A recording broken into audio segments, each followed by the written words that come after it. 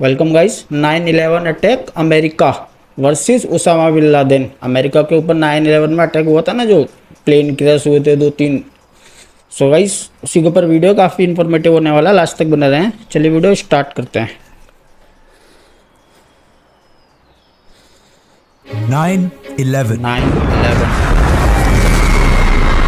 person named Osama bin Laden.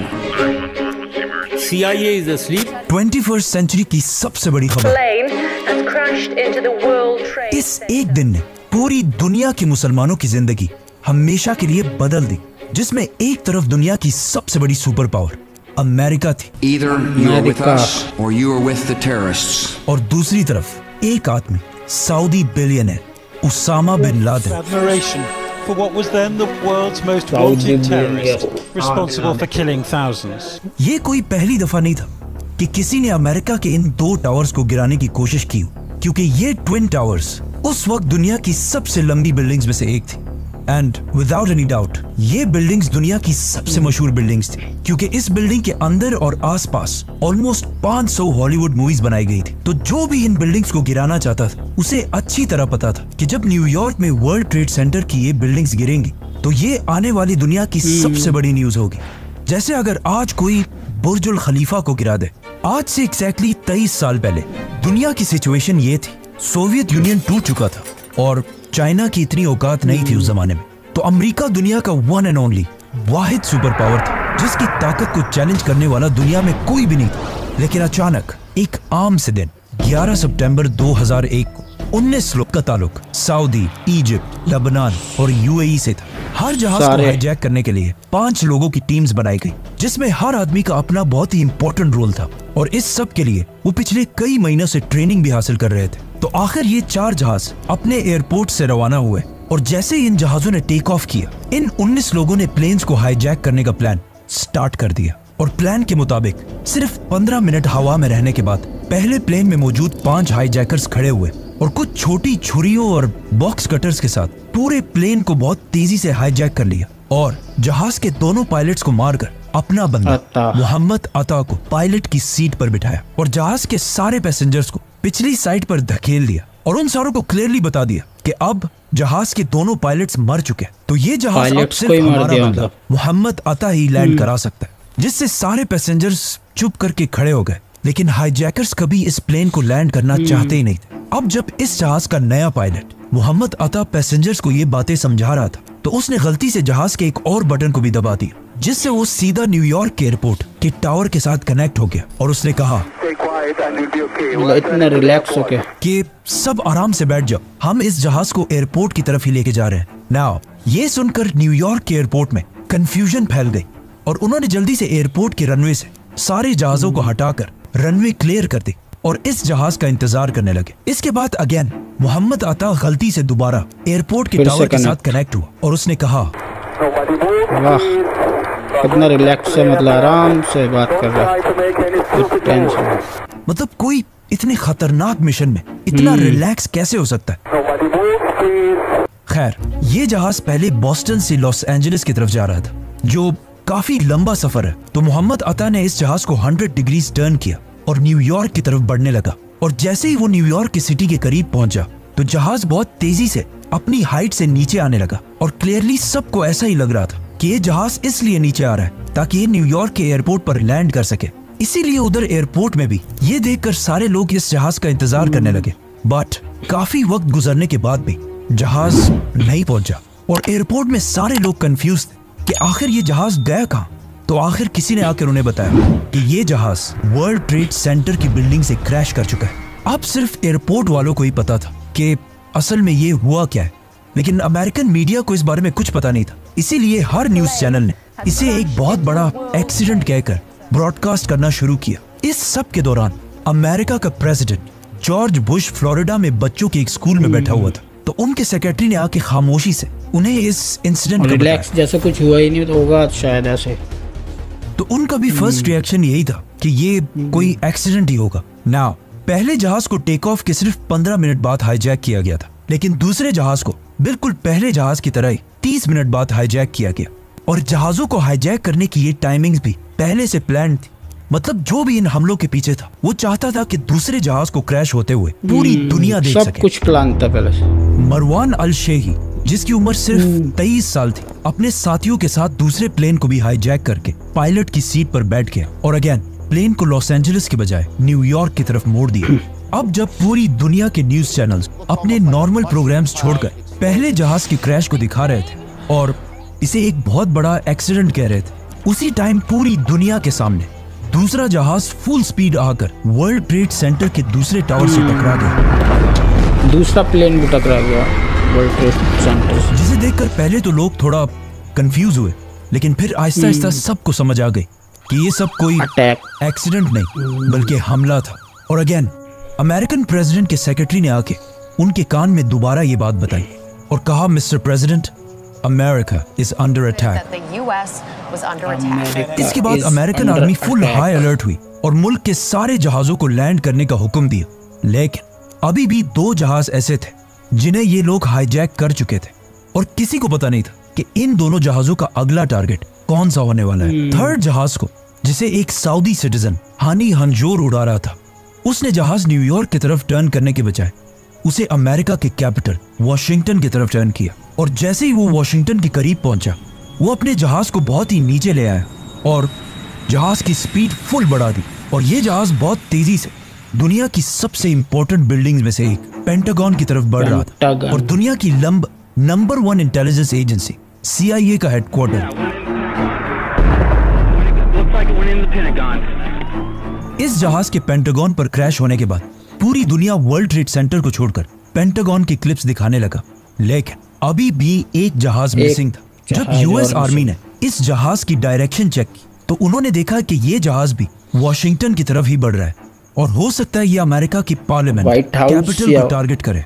तो मजबूरन इस जहाज को गिराने के लिए अमेरिका के वाइस प्रेसिडेंट के ऑर्डर्स पर 2 फाइटर जेट्स फुल स्पीड रवाना किए गए और इन जेट्स को ये ऑर्डर दिया गया था कि इस जहाज को हर हाल में गिराना लाजमी है, चाहे सारे पैसेंजर्स मर भी जाएं। 3 जहाज तो बिल्कुल प्लान के मुताबिक अपने टारगेट्स तक पहुंच चुके थे, लेकिन चौथा जहाज, जिसे ज़ैद जर्राह चला रहा था, अपने टारगेट कैपिटल तक कभी पहुंच ही नहीं सका, क्योंकि जब ये जहाज हाईजैक किया गया था तब तक वर्ल्ड ट्रेड सेंटर पर हमला हो चुका था। ज़ैद जर्राह ने दोबारा सारे पैसेंजर्स को उसी तरह बता दिया कि सब आराम से बैठ जाओ, हम एयरपोर्ट की तरफ ही जा रहे हैं। लेकिन जब पैसेंजर्स में से एक ने जहाज के फोन से अपनी बीवी से राब्ता किया तो उसकी बीवी ने उसे बताया कि ये हाईजैकर्स झूठ बोल रहे हैं और ये एयरपोर्ट नहीं जा रहे, बल्कि ये एक सुसाइड मिशन है। इस बंदे ने जाके बाकी पैसेंजर्स को भी समझाया कि देखो, मरना तो वैसे भी है, लेकिन इससे पहले कि ये हाईजैकर्स इस प्लेन को किसी बिल्डिंग पर क्रैश करें, हम सब खुद ही इस जहाज को गिरा देते हैं। जिस पर इन सारे पैसेंजर्स ने मिलकर हाईजैकर्स पर हमला कर दिया, जिसे देखकर ज़ैद जर्राह ने प्लेन को ऊपर नीचे और साइड टू साइड हिलाना शुरू किया। लेकिन बहुत कोशिश करने के बाद भी पैसेंजर्स आखिर जहाज के कॉकपिट के दरवाजे तक पहुंच गए और वो जैसे ही जहाज के दरवाजे को तोड़ने वाले थे तो इस जहाज के पायलट ज़ैद जर्राह ने जहाज की स्पीड फुल बढ़ा दी और इसका मुंह जमीन की तरफ किया और इस तरह ये चौथा और आखिरी जहाज तबाह हो गया। लेकिन खाली जगह पर हुआ था, उससे कोई नहीं। अब पूरी दुनिया के न्यूज चैनल्स अगेन चौथे जहाज को दिखाने लगे तो अचानक सिर्फ 1 घंटे बाद न्यूयॉर्क के वर्ल्ड ट्रेड सेंटर का साउथ टावर कोलैप्स कर गया। गिर गई बिल्डिंग ऊपर से, वो साउथ टावर ना, एक एक करके वो दोनों भी गिर गए थे बाद में। और इसमें तकरीबन 1000 लोग हलाक हुए और इसके कुछ ही देर बाद दूसरा टावर भी गिर गया, सेकंड टावर भी गिर गया और उसमें भी 1600 लोग हलाक हुए। ओवरऑल 9/11 के इन 4 हमलों में 3000 लोग मारे गए, जिनमें से 200 लोग तो सिर्फ ऐसे थे जिन्होंने इन बिल्डिंग में लगी आग की वजह से वर्ल्ड ट्रेड सेंटर के टॉप फ्लोर से छलांग लगाकर मरे थे। लेकिन इन हमलों के कुछ ही दिन बाद मोहम्मद अता, जो इस सारे प्लान का लीडर था, उसके वालिद का एक इंटरव्यू सामने आया जिसमें उसने ये सब मानने से इनकार कर दिया और सारा मलबा इजराइल की इंटेलिजेंस एजेंसी मोसाद पर डाल दिया और कहा कि इस्लाम में ऐसे किसी अटैक की इजाजत है ही नहीं। और इस तरह तीसरे और चौथे जहाज के पायलट्स के माँ बाप ने भी अमेरिका के रिपोर्ट्स मानने से इनकार कर दिया। और अगर इन अटैकर्स की फैमिलीज को देखा जाए तो ये कोई आम गरीब लोग नहीं थे, बल्कि ये सारे अटैकर्स बहुत ही वेल ऑफ रिच फैमिलीज से थे। 9/11 का ये हमला इतना बड़ा था कि इस हमले के 100 दिन बाद तक न्यूयॉर्क में हर तरफ धूल फैली हुई थी और इन तबाह हुई बिल्डिंग्स के मलबे को साफ करने के लिए भी ऑलमोस्ट $1 बिलियन लगे थे। लेकिन फिर भी वर्ल्ड ट्रेड सेंटर के गिरने से अमेरिका को इतना नुकसान नहीं हुआ। असल नुकसान इन बिल्डिंग से थोड़ी सी दूरी पर एक दूसरी बिल्डिंग में हुआ जिसे लोग हमेशा भूल जाते हैं, और वो बिल्डिंग थी New York stock exchange. Global markets got absolutely hammered as these events. इन हमलों के बाद अमेरिका की मार्केट्स में पैनिक फैल गया और अमेरिका की स्टॉक एक्सचेंज क्रैश करने लगी और ऑलमोस्ट सारे कंट्रीज के स्टॉक्स गिरने लगे, जिसमें सबसे बड़ा नुकसान उठाया वॉरेन बफे की कंपनी बर्कशायर हैथवे ने। और कहा जाता है कि इन हमलों से अमेरिका को $1.4 ट्रिलियन का नुकसान हुआ और अमेरिका की जीडीपी जो इससे पहले 4 और 5% पर ग्रो कर रही थी, 2001 के हमलों के बाद 1% से भी नीचे आ गई। लेकिन अब जब स्टॉक एक्सचेंज में सारी कंपनीज के स्टॉक्स नीचे जा रहे थे, तो कुछ कंपनीज दरमियान में ऐसे भी थी जिन्होंने इन हमलों से नुकसान की बजाय बहुत ज्यादा प्रॉफिट किया और इन कंपनीज के शेयर्स ऊपर जाने लगे। और ये कंपनीज वॉर कंपनीज, गन्स बनाने वाली कंपनीज, फाइटर जेट्स और टैंक्स बनाने वाली कंपनीज। अमेरिका के ऑलमोस्ट सारे इन्वेस्टर्स अपने पैसे इन कंपनीज में इन्वेस्ट करने लगे। और ये लोग ऐसा क्यों कर रहे थे? क्योंकि सबको पता था कि अमेरिका अब इन 9/11 के बदला लेने में एक बहुत बड़ी जंग शुरू करेगा, जिसकी वजह से पूरी दुनिया गौर से अमेरिकन प्रेसिडेंट जॉर्ज बुश की तरफ देख रही थी कि आखिर किसने और क्यों दुनिया की इतनी बड़ी सुपर पावर अमेरिका के साथ ऐसा करने की जुर्रत की है। और पूरा अमेरिका गुस्से से भरा हुआ था। इन हमलों के कुछ ही दिन बाद जॉर्ज बुश आखिर पूरी दुनिया के सामने आए और सबको बताया कि इन हमलों के पीछे कोई मुल्क या गवर्नमेंट नहीं थी, बल्कि ये एक टेररिस्ट अटैक था। और इन अटैक्स के पीछे सिर्फ एक ही ऑर्गेनाइजेशन थी, अल कायदा। A person named Osama bin Laden who linked many other organizations in different countries. और उसका लीडर उसामा बिन लादेन, जो इस सबसे बहुत दूर आराम से अफगानिस्तान में बैठा हुआ था। नाउ अब जब पूरी दुनिया उसामा बिन लादेन को इन हमलों के लिए ब्लेम कर रही, तो उसामा बिन लादेन सामने आए और अल जजीरा को इंटरव्यू देकर कहा कि मेरा इन हमलों से कोई ताल्लुक नहीं है। लेकिन उन्होंने कुछ बाकी बयान भी ऐसे दिए जिसकी वजह से पूरी दुनिया के लोग कंफ्यूजन में थे कि ये इसने किया है या नहीं किया। इन हमलों के बाद सिर्फ उसामा ही नहीं बल्कि पूरी दुनिया के मुसलमान और स्कॉलर्स सामने आए और इन हमलों की सख्त मुखालफत की, क्योंकि अगर किसी ने भी रसूलुल्लाह सल्लल्लाहु अलैहि वसल्लम की जिंदगी के बारे में पढ़ा हो तो उसे पता होगा कि आप सल्लल्लाहु अलैहि वसल्लम हर जंग से पहले मुसलमानों को ये ऑर्डर्स दिया करते थे कि जंग के दरमियान भी किसी औरत, बच्चे, बूढ़े और इवन दरख्तों को भी नहीं काटना और फार्मर्स और दूसरे रिलीजन के प्रीस्ट को भी नहीं मारना, सिर्फ उनसे लड़ना जो तुमसे लड़े। मतलब इतने सॉफ्ट स्पोकन और हमेशा माफ करने वाले प्रॉफिट मोहम्मद सल्लल्लाहु अलैहि वसल्लम के रिलीजन के नाम पर कोई कैसे ऐसे कर सकता था। इसीलिए इन हमलों के बाद OIC, मुसलमानों की सबसे बड़ी ऑर्गेनाइजेशन, सामने आई और उसने भी 9/11 के इन हमलों की मुखालफत की। और उनके अलावा मक्का के ग्रैंड मुफ्ती ने भी ये बयान दिया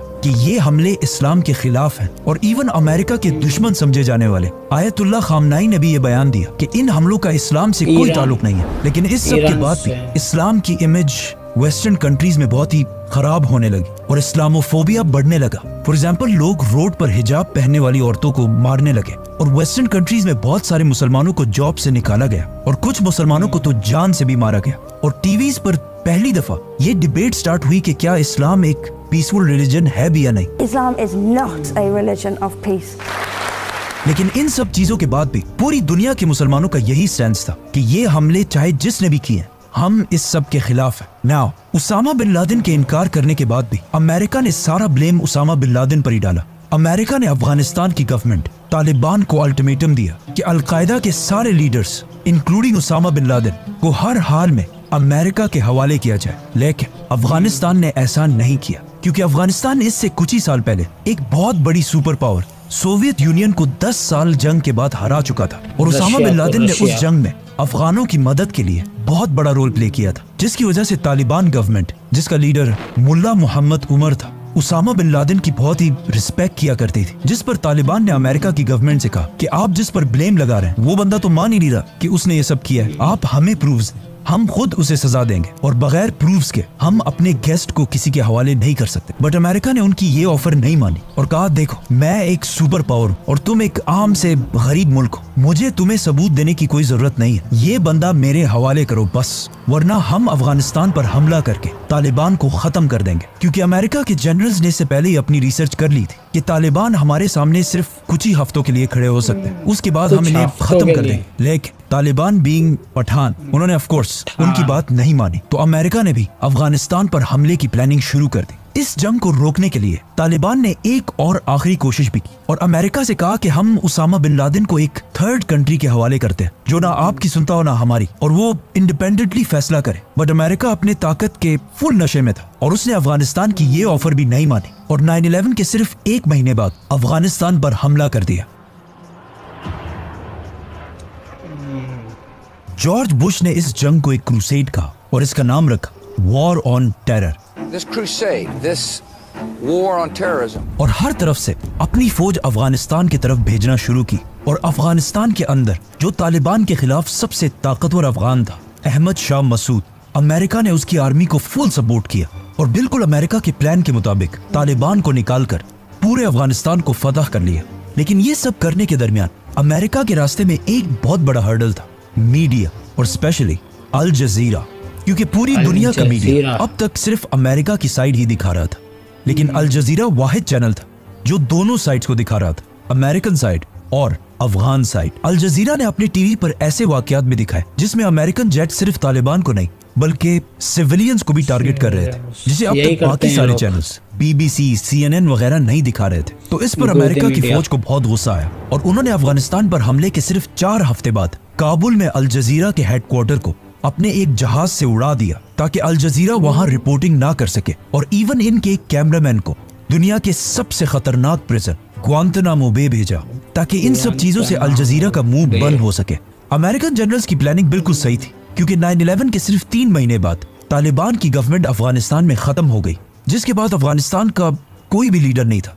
इसीलिए अमेरिका ने अफगानिस्तान के एक नए लीडर की तलाश शुरू कर दी और जर्मनी की सिटी बॉन में एक बहुत बड़ी कॉन्फ्रेंस कराई जिसमें उन्होंने कुछ अफगान लीडर्स को भी बुलाया और इन सब को बिठाकर जर्मनी से अफगानिस्तान के लिए एक नया लीडर चूज किया, हामिद करजई, जो बिल्कुल तालिबान के ऑपोजिट था। Unfortunately, that didn't happen. मतलब जबरदस्त इंग्लिश बोलता था और बिल्कुल एक वेस्टर्न आदमी लगता था और CIA का फेवरेट था। हामिद करजई को अमेरिका ने अफगानिस्तान का नया प्रेसिडेंट बनाया और इसकी हुकूमत को स्ट्रॉन्ग करने के लिए एक नई फौज ट्रेन की और एक नई गवर्नमेंट बनाई। दूसरी गवर्नमेंट्स को निकालना और अपनी पसंद की गवर्नमेंट बिठाना अमेरिका का पुराना बिजनेस है, लेकिन अगर अफगानिस्तान की हिस्ट्री को देखा जाए बहुत पुराना तो उन्होंने बिजनेस कभी भी बाहर से किसी लीडर को अपने ऊपर एक्सेप्ट नहीं किया। And to top that, Hamid Karzai की गवर्नमेंट इतनी करप्ट थी कि अफगान कौम उसे एक्सेप्ट कर भी नहीं सकती थी। इसी तरह सब कुछ चलता रहा और ऐसा लग रहा था कि क्लियरली तालिबान ये जंग हार चुके। लेकिन 2 साल बाद 2003 में अमेरिका ने एक नई जंग शुरू की, Iraq war. Saddam Hussein and his sons must leave Iraq within 48 hours. जिससे अमेरिका का सारा फोकस अफगानिस्तान से हटकर इराक की तरफ जाने लगा, जहां उन्होंने सद्दाम हुसैन को हटाने के लिए एक बहुत बड़ा झूठ बोला जिसे वो आज खुद भी मानते हैं। I apologize for the fact that the intelligence we received was wrong. Saddam Hussain की स्टोरी फिर हम किसी और वीडियो में एक्सप्लेन करेंगे। जब अमेरिका का फोकस अफगानिस्तान से हट गया तो तालिबान ने आहिस्ता आहिस्ता मुल्ला उमर की लीडरशिप में दोबारा रीग्रुप करना शुरू किया और अमेरिकन फोर्सेस पर छोटे छोटे हमले करने लगे। सद्दाम हुसैन की हुकूमत तो इराक में खत्म हो गई, लेकिन उस जंग में अमेरिका ने इतनी बड़ी बड़ी गलतियां की थी जिसे छुपाना इम्पॉसिबल था। फॉर एग्जाम्पल, इराक में अमेरिका के एक जेल से कुछ पिक्चर्स रिलीज हुई जिसमें अमेरिकन फोर्सेस इराकियों को बहुत ही बुरी तरह ट्रीट कर रहे थे और ये पिक्चर्स पूरी दुनिया के मीडिया में फैल गई, जिससे अमेरिका की इमेज बहुत ही खराब हो गई। और उधर अफगानिस्तान में तालिबान ने भी ये इमेज यूज करके अफगानों को ये समझाने की कोशिश की कि देखो ये सब कुछ होता है अमेरिका के जेलों में। इराक के इन जुल्मों की वजह से जब बुश इराक विजिट करने गए तो वहां उन्हें जूते भी मारे गए। इस सब से अमेरिका की इमेज इराक में ही नहीं बल्कि अफगानिस्तान में भी खराब हुई और तालिबान दोबारा मजबूत होने लगे। इसके अलावा तालिबान की मजबूती का एक रीजन ये भी था कि अफगानिस्तान बहुत ही एक ट्राइबल सोसाइटी है और जब भी अमेरिकन फौज किसी एक अफगान को मारती थी उसका सारा खानदान और कबीला तालिबान के साथ जाकर मिल जाता था। तो इस तरह अफगानों को मारने से तालिबान कमजोर होने के बजाय और स्ट्रॉन्ग होते जाते थे और इनके नंबर्स भी पहले से बहुत ज्यादा बढ़ चुके थे। नाउ एज वी सेड कि इससे पहले उसामा बिन लादेन ने 9/11 के हमले में इन्वॉल्व होने से इनकार कर दिया था, लेकिन 2004 की यूएस इलेक्शन से पहले उसामा बिन लादेन की एक वीडियो सामने आई जिसमें उसने अमेरिकन को मुखातिब करके 9/11 की पूरी जिम्मेदारी एक्सेप्ट की और इस वीडियो में उसामा बिन लादेन ने उन 19 लोगों के लिए दुआएं भी की जिन्होंने 9/11 किया था और अमेरिका को एक वार्निंग भी दी कि वो दोबारा भी ऐसा कर सकता है। मतलब उसामा बिन लादेन ने 9/11 के 3 साल बाद उसकी पूरी जिम्मेदारी उठा ली। इस स्पीच के बाद जॉर्ज बुश दोबारा अमेरिका की पॉलिटिक्स में मजबूत हो गया और कुछ ही अरसे बाद इलेक्शंस जीत गया। और इलेक्शंस जीतने के बाद उसने दोबारा फौजों को अफगानिस्तान में उसामा बिन लादेन के पीछे भेजा। लेकिन फिर भी अगले 4 साल तक ना उसामा बिन लादेन मिल सका और ना अफगानिस्तान फतह हो सका और ना तालिबान खत्म हो सके। अफगानिस्तान की ये जंग जो सिर्फ कुछ हफ्तों के लिए थी 9/11 के बाद 10 साल तक जारी रही। और अब जॉर्ज बुश के बाद अमेरिका का नया प्रेसिडेंट भी आ चुका था, बराक ओबामा। ओबामा ने आते ही इस जंग को अपने वादों के मुताबिक कम करने के बजाय और भी बढ़ा दिया और भी ज्यादा फौज अफगानिस्तान की तरफ भेजी, जिससे वहां अमेरिकन फौज की तादाद 1 लाख से भी बढ़ गई। और उसी के साथ ओबामा ने ड्रोन अटैक्स और एयर स्ट्राइक्स को भी बढ़ा दिया। और उसी की हुकूमत में आखिर 9/11 के 10 साल बाद 2011 में अमेरिका को आखिर एक टारगेट मिला उसामा बिन लादेन के बारे में, जो अफगानिस्तान में नहीं बल्कि पाकिस्तान में छुपा हुआ था।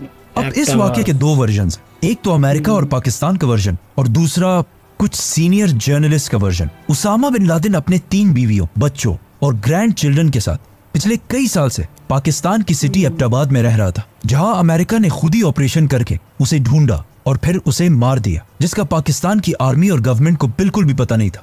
लेकिन कुछ सीनियर जर्नलिस्ट जैसे कि सीमोर हर्ष के मुताबिक अमेरिका ने उसामा बिन लादेन को पकड़ने के लिए $25 मिलियन रखी थी। इसीलिए पाकिस्तान आर्मी के एक रिटायर्ड कर्नल इकबाल सईद खान ने इन पैसों के लिए उसामा बिन लादेन की लोकेशन अमेरिका के CIA तक पहुंचाई। और इस खबर को कंफर्म करने के लिए अमेरिका ने एबटाबाद में शकील अफरीदी के साथ एक फेक वैक्सीन कैंपेन शुरू की और एबटाबाद के इस घर को हर तरफ से स्कैन करने लगा। अमेरिकन ड्रोन्स और सैटेलाइट ने भी इस घर को 24 घंटे रिकॉर्ड करना शुरू किया। और अचानक एक दिन उन्होंने इस घर के लॉन में एक 6 फुट के आदमी को वॉक करता हुआ देखा। इससे और कुछ बाकी चीजों से अमेरिका ने अंदाजा लगाया कि हो सकता है यही उसामा बिन लादेन। CIA ने उसामा पर हमले से पहले कुछ पाकिस्तानी एजेंट्स इस घर के पास भेजे, जिन्होंने जाकर वहां के सारे दरख्त काट दिए ताकि अमेरिका के हेलीकॉप्टर्स आराम से लैंड कर सके। और फिर आखिर 2 मई 2011 को प्रेसिडेंट ओबामा के ऑर्डर्स पर अफगानिस्तान के शहर जलालाबाद से 2 हेलीकॉप्टर्स रात के टाइम में उसामा बिन लादेन को मारने के लिए एबटाबाद की तरफ रवाना हुए, जिसका पाकिस्तान आर्मी को बिल्कुल पता नहीं था। और वहां अमेरिका में ओबामा और उसके मिनिस्टर्स ये सब कुछ लाइव देख रहे थे। ये हेलीकॉप्टर्स उसामा बिन लादेन के घर में लैंड हुए और सिर्फ 40 मिनट के ऑपरेशन के बाद उसामा बिन लादेन को मार दिया और उसकी बॉडी को अपने साथ वापस अफगानिस्तान ले गए, जहां उसका DNA टेस्ट करके ये कंफर्म किया गया कि यही उसामा बिन लादेन है। और फिर उसकी डेड बॉडी की पिक्चर्स लेकर उसामा बिन लादेन की लाश को समंदर में फेंक दिया। अमेरिकन आर्मी के मुताबिक उन्होंने उसकी बॉडी को समंदर में इसलिए फेंका और उसे जमीन पर इसलिए नहीं दफनाया क्योंकि ऐसा ना हो कि कोई आगे जाकर उसकी कब्र पर एक बहुत बड़ा श्राइन, मजार बना दे। CIA ने उसामा बिन लादेन की लाश की पिक्चर्स US प्रेसिडेंट ओबामा को भेजी, लेकिन उन्होंने इसे रिलीज करने से इनकार कर दिया। The United States has conducted an operation that killed Osama bin Laden, the leader of Al-Qaeda. Pakistan में बहुत सारे लोग आज भी ऐसे हैं जो उसामा बिन लादेन के एबटाबाद में होने को नहीं मानते और कहते हैं ये बहुत बड़ी एक कोई गेम या साजिश है। लेकिन ये बिल्कुल गलत है, क्योंकि एबटाबाद के इस ऑपरेशन के कुछ ही दिनों बाद अल-कायदा ने अपने सीक्रेट वेबसाइट्स पर उसामा बिन लादेन की डेथ को एक्सेप्ट किया और कहा कि हम इसका बदला जरूर लेंगे, जिसके बाद तालिबान ने भी उसकी डेथ को एक्सेप्ट किया। और इवन उसामा बिन लादेन के अपने बेटे हमजा बिन लादेन ने भी इस बात को सही कहा। तो जब अमेरिका और अल-कायदा दोनों इस बात को मान रहे तो पाकिस्तानियों को क्या मसला है? नाउ उसामा बिन लादेन के 5 बीवियों से उनके 11 बेटे थे और उसका बड़ा बेटा अब्दुल्ला बिन लादेन आज भी सऊदी अरब के सिटी जद्दा में खामोशी से अपना बिजनेस चला रहा है, लेकिन उसकी हर मूवमेंट को सऊदी गवर्नमेंट बहुत केयरफुली नोट करती है। उसामा बिन लादेन का दूसरा बेटा उमर बिन लादेन, जो पब्लिकली अपने बाप और उसके मिशन को गलत कहता है, और उसने अपने बाप उसामा बिन लादेन के खिलाफ एक किताब भी लिखी है। उसामा बिन लादेन का तीसरा बेटा साद बिन लादेन, जो एक जमाने में अपने बाप का राइट हैंड हुआ करता था और उसामा उसे अपने बाद अल-कायदा का नया लीडर भी बनाना चाहता था, लेकिन उसके इस बेटे साद बिन लादेन को उसामा बिन लादेन से पहले ही 2009 में मार दिया गया। उसामा बिन लादेन का एक ही ऐसा बेटा था, उसका चौथा बेटा हमजा बिन लादेन, जो उसके बाद अल-कायदा के लीडर्स में से था। और उसामा बिन लादेन के मौत के बाद वो बार बार अल-कायदा की तरफ से पब्लिक स्टेटमेंट्स भी दिया करता था, लेकिन इसे भी 2018 और 19 के दरमियान अफगानिस्तान में मार दिया गया। उसामा बिन लादेन की जो फैमिली एबटाबाद में बच गई, वो पहले तो 1-2 साल पाकिस्तान की कैद में रहे, जिसके बाद उन्हें वापस अपने कंट्रीज में भेज दिया गया और आज वो सारे खामोशी से सऊदी और यमन में अपनी जिंदगियां गुजार रहे हैं। लेकिन किसी को नहीं पता कि उनकी एग्जैक्ट लोकेशन क्या है। उसामा बिन लादेन की वफात के बाद उनके घर से बहुत सारे पर्सनल डॉक्यूमेंट्स भी मिले, जिनमें उनकी कुछ रिकॉर्डिंग्स और उनके बच्चों के लिए कुछ वीडियो गेम्स भी शामिल थी। इन डॉक्यूमेंट्स को देखकर यह भी लगता है कि उसामा बिन लादेन को पहले से पता था कि एक दिन उसे इसी तरह अचानक मारा जाएगा। इसीलिए इन डॉक्यूमेंट्स में से एक में उनकी आखिरी वसीयत भी मिलती है, जिसमें वो लिखते हैं कि मेरे पास अभी भी $40 मिलियन पड़े हैं और मेरे बाद इन $40 मिलियन से सिर्फ थोड़ा सा मेरी फैमिली को दिया जाए और बाकी सब अल-कायदा को दिया जाए। नाउ अब जब उसामा बिन लादेन को मार दिया गया था और अमेरिका जिस काम के लिए अफगानिस्तान आया था वो पूरा हो चुका था, तो चाहिए तो ये था कि वो अफगानिस्तान को छोड़कर वापस चला जाए, पर उन्होंने ऐसा नहीं किया और अगले 10 साल तक अफगानिस्तान में बैठे रहे। क्योंकि उसामा बिन लादेन तो अब कोई मसला नहीं था, लेकिन अब दुनिया बिल्कुल चेंज हो चुकी थी और अफगानिस्तान के बहुत ही क्लोज एक नया सुपर पावर चाइना बनने वाला था। और चाइना को कंट्रोल में रखने के लिए अमेरिका की प्रेजेंस इस इलाके में लाजमी थी। इसके अलावा उसामा बिन लादेन की मौत से कुछ ही अरसा पहले अमेरिका के एक इंस्टीट्यूट ने अफगानिस्तान में रिसर्च की और उन्हें पता चला कि अफगानिस्तान के जमीन के नीचे जो मिनरल्स पाए जाते हैं वो दुनिया के सबसे कीमती और रेयर मिनरल्स में से एक है, जिनमें से सबसे इंपॉर्टेंट मिनरल है लिथियम, जिससे दुनिया की ऑलमोस्ट सारी बैटरीज बनती हैं। अब अगर अमेरिका अफगानिस्तान को छोड़कर चला जाता तो चाइना बहुत ही आसानी से इन मिनरल्स तक पहुंच सकता था। इसीलिए अगले 10 साल तक अफगानिस्तान में अमेरिका बैठा रहा, लेकिन फिर भी अमेरिका की इतनी बड़ी ताकत और इतनी बड़ी फौज के बावजूद अफगानिस्तान में तालिबान की प्रेजेंस बढ़ती गई और आखिर मजबूरन 20 साल की जंग के बाद अमेरिका के नए प्रेसिडेंट डोनाल्ड ट्रंप ने तालिबान गवर्नमेंट के साथ डील कर ली। आहिस्ता आहिस्ता अपनी फौज निकालने लगा और 20 साल ट्रेनिंग देने के बाद भी अफगानिस्तान की फौज कुछ दिनों के लिए भी तालिबान के सामने खड़ी ना हो सकी और अमेरिका के जाने के कुछ ही दिनों बाद तालिबान बगैर किसी लड़ाई के 20 साल बाद दोबारा अपने कैपिटल काबुल में दाखिल हुए। अफगानिस्तान की इस जंग को अमेरिका की सबसे बड़ी नाकामी समझा जाता है, क्योंकि 20 साल लड़ाई के बाद भी अमेरिका ने तालिबान को कमजोर करने की बजाय और स्ट्रॉन्ग बना दिया और इस जंग के बाद अफगानिस्तान को उसका टाइटल दोबारा मिल गया as the graveyard of empires. 9/11 में 3000 अमेरिकन मारे जाने के बाद जो पूरी दुनिया में वॉर ऑन टेरर शुरू हुई, उसमें अब तक 4.6 मिलियन लोग 46 लाख लोग हलाक हो चुके हैं। 4 करोड़ लोग अपने घरों से डिस्प्लेस होकर रेफ्यूजीज बने हैं, जिसमें मैं पर्सनली भी अपनी फैमिली और पूरे सिटी के साथ 2009 में रेफ्यूजी रहा हूँ। हालांकि मेरा 9/11 से कोई ताल्लुक नहीं था और अगर इस वॉर ऑन टेरर की कॉस्ट को देखा जाए तो सिर्फ डायरेक्टली $2 ट्रिलियन खर्च हुए और ब्राउन यूनिवर्सिटी के एस्टिमेट्स के मुताबिक वॉर ऑन टेरर पर अमेरिका के $8 ट्रिलियन जाया हुए हैं।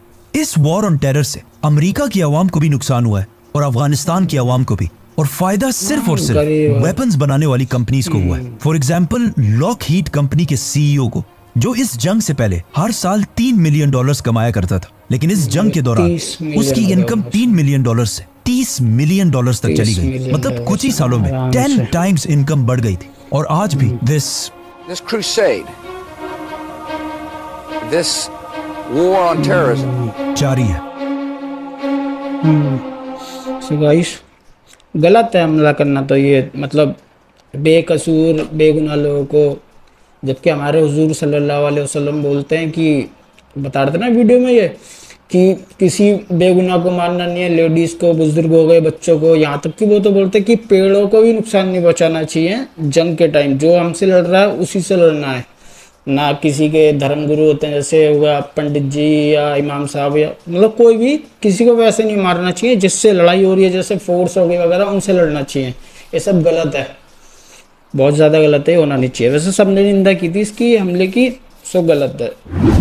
नुकसान तो उनका ही होता है, बस गरीब लोगों का ही, जो बेगुनाह होते हैं। वेपन वाली कंपनी ऊपर से ऊपर पहुंच जाती हैं। सो गाइस, यही था आज का वीडियो। उम्मीद आपको वीडियो इन्फॉर्मेटिव लगा होगा। आगे वीडियो देखने के लिए हमारे चैनल को सब्सक्राइब कर देना। अल्लाह हाफिज़।